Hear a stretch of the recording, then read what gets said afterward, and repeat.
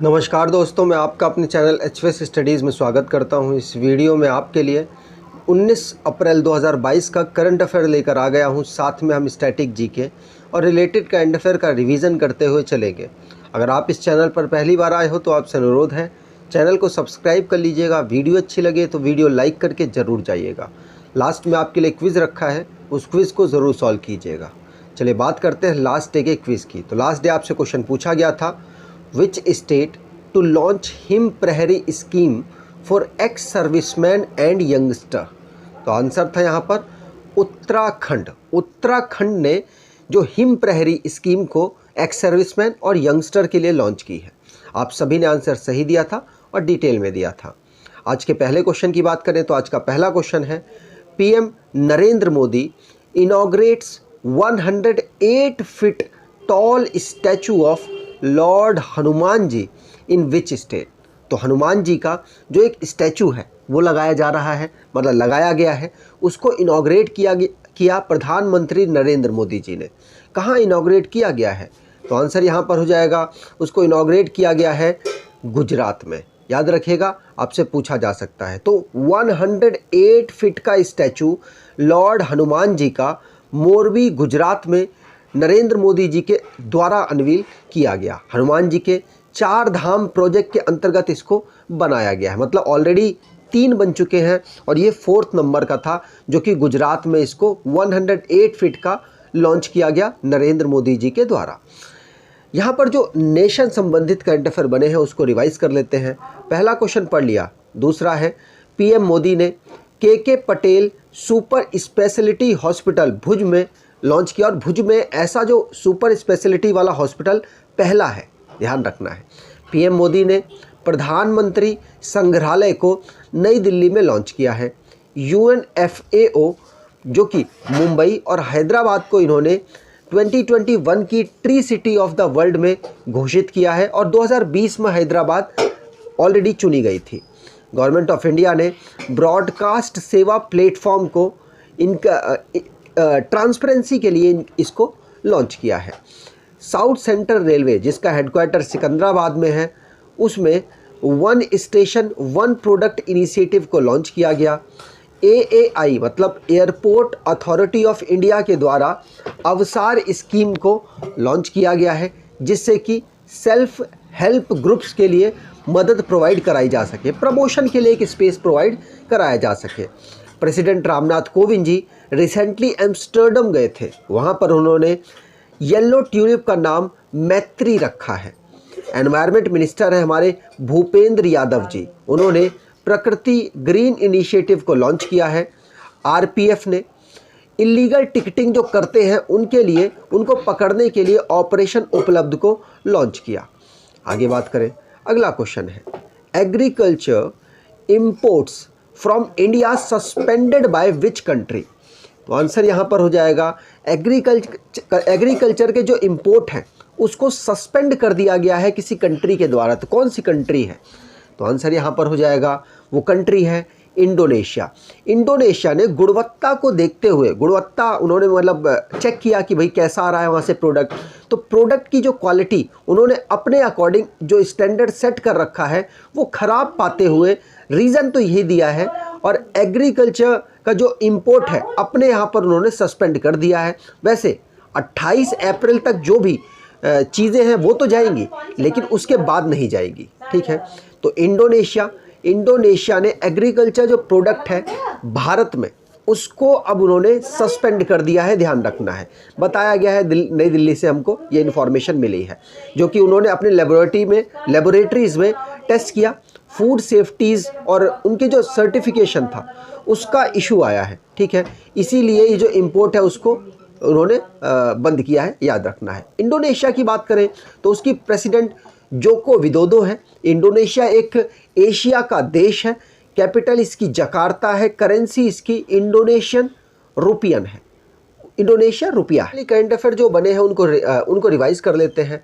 Agriculture import वाला question पढ़ लिया। इज़राइल में जो आयरन बीम नाम का एक डिफेंस सिस्टम को लॉन्च किया गया जो कि लेज़र बेस्ड है, ठीक है। इक्वाडोर पहली कंट्री बना है जिसने लीगल राइट दे दिया है वाइल्ड एनिमल्स को। शहबाज शरीफ जो कि 23rd नंबर के प्राइम मिनिस्टर बने हैं पाकिस्तान के। चाइना ने सक्सेसफुली लॉन्च कर दिया है ग्वाफेन 303 एक सैटेलाइट को जो कि अर्थ की ऑब्जर्वेशन करेगा।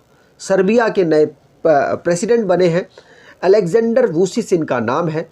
यूएन ह्यूमन राइट काउंसिल के द्वारा Tuvalu negotiator doctor Ian fry को क्लाइमेट एक्सपर्ट के रूप में अपॉइंट किया गया है। विक्टर ऑर्बन 4 टाइम के लिए हंगरी के प्राइम मिनिस्टर बने हैं। वर्ल्ड की बिगेस्ट इलेक्ट्रिक क्रूज शिप को चाइना के द्वारा लॉन्च किया गया। फेडेक्स ने इंडिया के जन्मे राज सुब्रमण्यम को सीईओ के पद पर अपॉइंट किया है। अगले क्वेश्चन की बात करें, अगर आप एसएससी सीजीएल एग्ज़ाम की तैयारी कर रहे हैं और आपको एक ई बुक चाहिए जिसमें एक्सपेक्टेड क्वेश्चंस आपको दिए गए हो, तो 700 बेस्ट ई बुक बेस्ट क्वेश्चंस का कलेक्शन आपको प्रोवाइड कराया गया है। डिस्क्रिप्शन बॉक्स में लिंक है, वहां से आप इसको परचेज कर सकते हैं। अगले क्वेश्चन की बात करें तो अगला क्वेश्चन है, इंडियाज़ फर्स्ट इंटरनेट रेडियो अक्स जो है for visual challenge launch in which city. तो विजुअल चैलेंज जो पर्सन है उनके लिए एक इंटरनेट बेस्ड रेडियो अक्ष उसका नाम है, उसको लॉन्च किया। और ऐसा जो एक डेडिकेटेड है विजुअल चैलेंज पर्सन्स के लिए, वो पहला है भारत में। इसलिए आपसे पूछा जा रहा है तो किस सिटी में इसको लॉन्च किया गया, तो महाराष्ट्र की नागपुर में इसको लॉन्च किया गया है। आपको ध्यान रखना है जो मतलब देख नहीं सकते उनके लिए रेडियो अक्स के अंतर्गत इंटरनेट के माध्यम से चलाया जाएगा और मतलब उनको उनकी जो स्टडी है उसको आगे बढ़ाया जा सकता है इसके माध्यम से। मतलब कोशिश की गई है कि एरर फ्री इसको रखा जाए, यहाँ पर बिल्कुल भी एरर ना हो और 3-4 स्टेप से होता हुआ जो कंटेंट है वो गुजरेगा और वो रेडियो अक्स के माध्यम से जो विजुअल मतलब ब्लाइंड पर्सन्स हैं उन तक ये जो डेटा है वो पहुँचेगा। यहाँ पर ऐसा बताया गया है। मतलब आपको सिर्फ ये याद रखना है, इंडिया का पहला रेडियो चैनल बनाया गया जो कि विजुअल इम्पेयर्ड के लिए है, जिसका नाम रखा गया रेडियो अक्ष और जिसको नागपुर महाराष्ट्र में लॉन्च किया गया है। आगे बात करें, अगला क्वेश्चन है, world heritage day observed on. तो वर्ल्ड हेरिटेज डे कब ऑब्जर्व किया जाता है, तो आंसर यहाँ पर हो जाएगा 18 अप्रैल को हर साल वर्ल्ड हेरिटेज डे सेलिब्रेट होता है। इसके अंतर्गत यूनेस्को जो ऑर्गेनाइजेशन है वो कुछ जगहों को मतलब सिलेक्ट कर लेती है और एक संस्था के रूप में उसको मान्यता वर्ल्ड हेरिटेज साइट की दे देती है, जिससे कि जो वो जगह है वो दुनिया में फेमस हो जाती है। और अगर कोई विदेशी आता है अगर आपके शहर आएगा, मान लीजिए आपके यहाँ पर यूनेस्को हेरिटेज साइट है, तो वहाँ पर वो आएगा, वहाँ पर पैसा खर्च करेगा, उस साइट को देखेगा, उस साइट में विजिट करेगा, क्योंकि वो जानता है कि जो ये साइट है इसको वर्ल्ड हेरिटेज साइट का दर्जा दिया गया, मतलब सिक्योरिटी और दूसरे पर्सपेक्टिव से ये बहुत हाई क्वालिटी की होगी। इसीलिए लोग वहाँ पर घूमने भी आते हैं और यूनिक होगी, यूनिक चीज़ों को लोग देखने आते हैं। उसी के तर्ज पर उसी को प्रमोट करने के लिए 18 अप्रैल को हर साल यूनाइटेड नेशन के द्वारा वर्ल्ड हेरिटेज साइट को घोषित किया गया। आपको बता दूं, भारत में टोटल वर्ल्ड हेरिटेज साइट 40 हैं।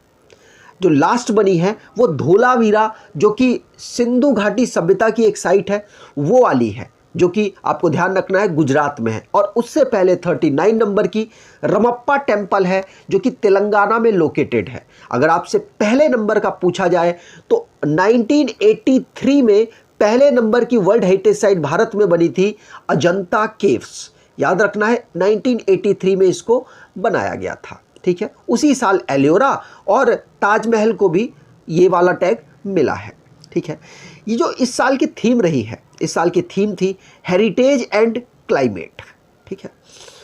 यूनाइटेड नेशन के द्वारा इस डे को सेलिब्रेट किया जाता है एक और ऑर्गेनाइजेशन के साथ मिलकर। किसके साथ? International council of monuments and sites के द्वारा।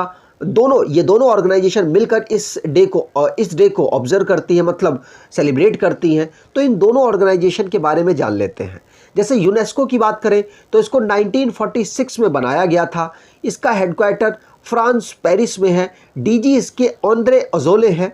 अगर international council of monument and site की बात की जाए तो इसका हेडक्वार्टर भी पेरिस फ्रांस में है और इसको फाउंड किया गया था 1965 में, और इसको इस समय पर प्रेसिडेंसी कर रहे हैं तोशियुकी कोनो। आगे बात करें, जितने भी रिसेंटली में हमने डेज को पढ़ा है उसको रिवाइज कर लेते हैं। जैसे नेशनल सेफ मदरहुड डे 11 अप्रैल को हम मनाते हैं। 38 नंबर का सियाचिन डे 13 अप्रैल को हम मनाते हैं। अंबेडकर डे 14 अप्रैल को। वर्ल्ड चगास डिसीज डे 14 अप्रैल। 103 ईयर हो गए हैं जलियांवाला बाग मैस्करस के, 13 अप्रैल को ये हुआ था। World art day 15 April. Save the elephant day 16 अप्रैल। और वर्ल्ड हीमोफीलिया डे 17 अप्रैल। और वर्ल्ड हेरिटेज डे 18 अप्रैल को हम सेलिब्रेट करते हैं। अगले क्वेश्चन की बात करें, which state to host highest Indian national flag at INA complex.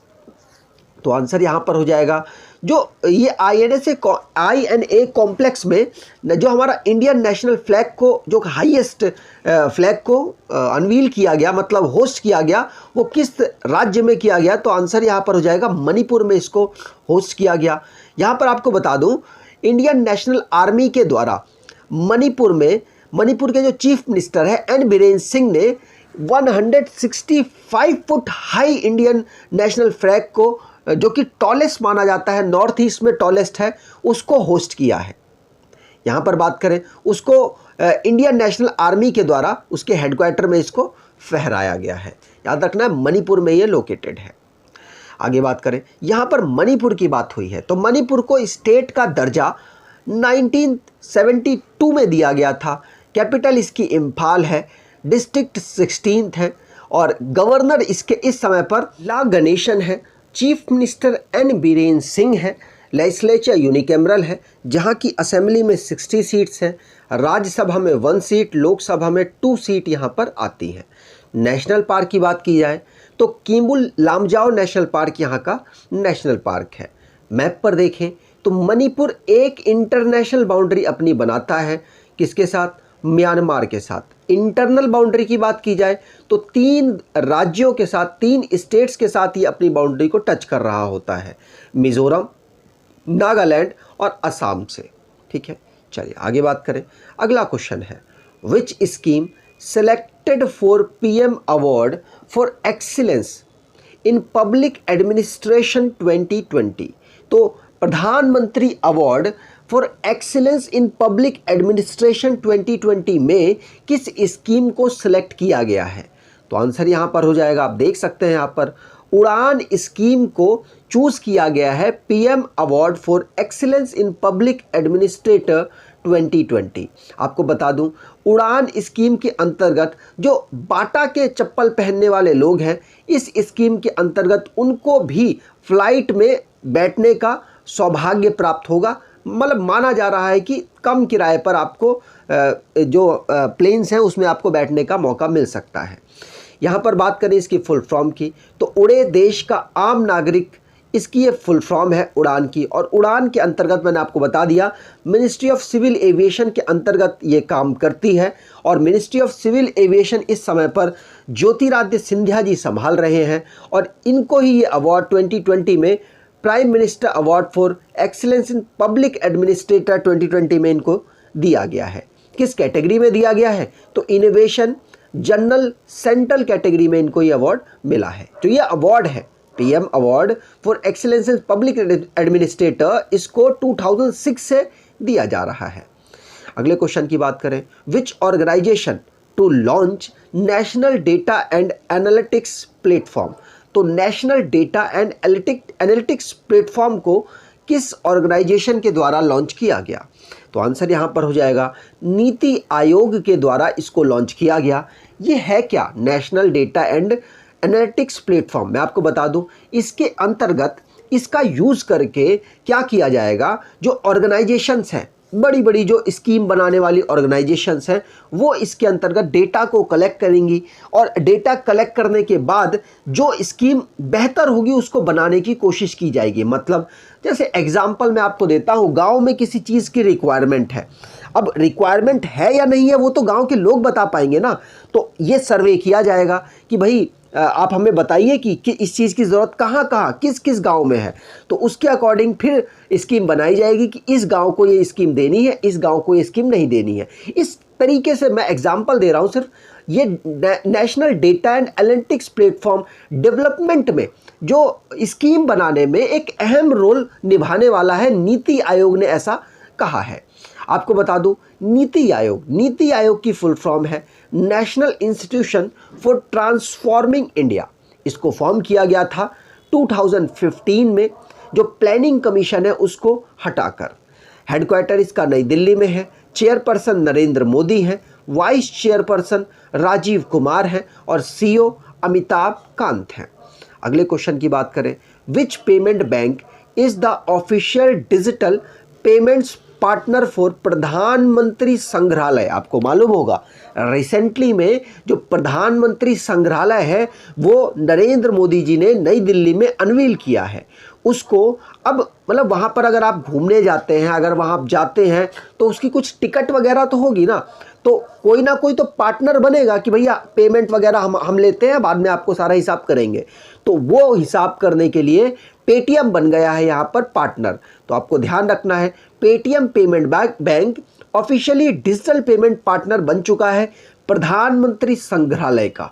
याद रखना है आपको, पेटीएम ने ऐसा किया है तो आपको एग्जाम में पूछा जा सकता है और रिसेंटली की न्यूज़ है, आपको ध्यान रखनी है। पेटीएम की बात करें 2010 में इसको फॉर्म किया गया था। हेडक्वार्टर इसका नोएडा है। सीईओ इसके विजय शेखर शर्मा है। अगले क्वेश्चन की बात करें, which country pacer Hamish Bennett announced retirement from all form of cricket. तो इन्होंने रिटायरमेंट की घोषणा कर दी है, जिनका नाम हमीश बेनेट है, एक बॉलर हैं और ये किस देश से बिलोंग करते हैं तो आप इनके जो लोगो वगैरह से पहचान सकते हैं। न्यूजीलैंड से ये बिलोंग करते हैं। रिसेंटली में इन्होंने अनाउंसमेंट कर दिया है कि अब वो इंटरनेशनल जो गेम्स हैं वहाँ पर नहीं आपको परफॉर्म करते हुए नज़र आएंगे। आप बात करें तो न्यूजीलैंड की यहाँ पर बात हुई है, तो न्यूजीलैंड के प्राइम मिनिस्टर जेसिंडा आर्डन है और इनकी कैपिटल वेलिंगटन है। आगे बात करें आज के क्विज की, which team beat Punjab in national basketball championship final. तो आपको कमेंट बॉक्स में डिटेल में आंसर देना है। अगर आपको ये वीडियो अच्छी लगी है तो आपसे अनुरोध है वीडियो को लाइक कर दीजिएगा, चैनल को सब्सक्राइब कर लीजिएगा और एटलीस्ट अपने कुछ दोस्तों तक वीडियो को शेयर ज़रूर कीजिएगा। धन्यवाद।